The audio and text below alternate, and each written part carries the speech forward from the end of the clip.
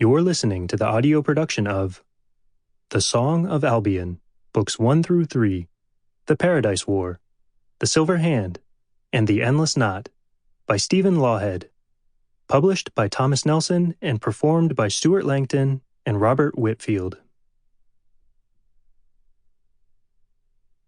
The Paradise War by Stephen R. Lawhead, read by Stuart Langton. To Ruby Duryea. Since all the world is but a story, it were well for thee to buy the more enduring story, rather than the story that is less enduring. The Judgment of St. Columb Seal, St. Columba of Scotland. 1. An Oryx in the Works. It all began with the Oryx. We were having breakfast in our rooms at college.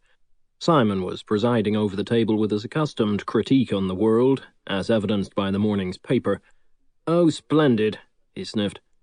"It looks as if we've been invaded by a pack of freeloading foreign photographers keen on exposing their film, and who knows what else, to the exotic delights of dear old Blighty. Lock up your daughters, Bognor Regis. European paparazzi are loose in the land." He rambled on a while, and then announced, "Hold on. Have a gawk at this." He snapped the paper sharp and sat up straight. An uncommon posture for Simon. "Gawk at what?" I asked idly. This thing of his, reading the paper aloud, to a running commentary of facile contempt, scorn, and sarcasm, well mixed and peppered with his own unique blend of cynicism, had long since ceased to amuse me. I'd learned to grunt agreeably while eating my eggs and toast. This saved having to pay attention to his tirades, eloquent though they often were.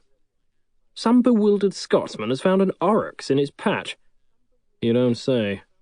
I dipped a corner of toast triangle into the molten center of a soft-boiled egg and read an item about a disgruntled driver on the London Underground, refusing to let off passengers, thereby compelling a train full of frantic commuters to ride the Circle Line for over 5 hours.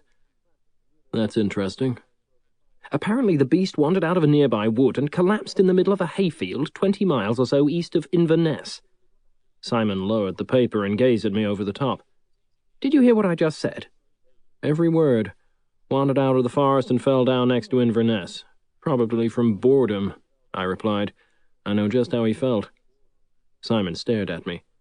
"Don't you realize what this means?" "It means that the local branch of the RSPCA gets a phone call. Big deal." I took a sip of coffee and returned to the sports page before me. I wouldn't call it news exactly. Sample complete. Ready to continue?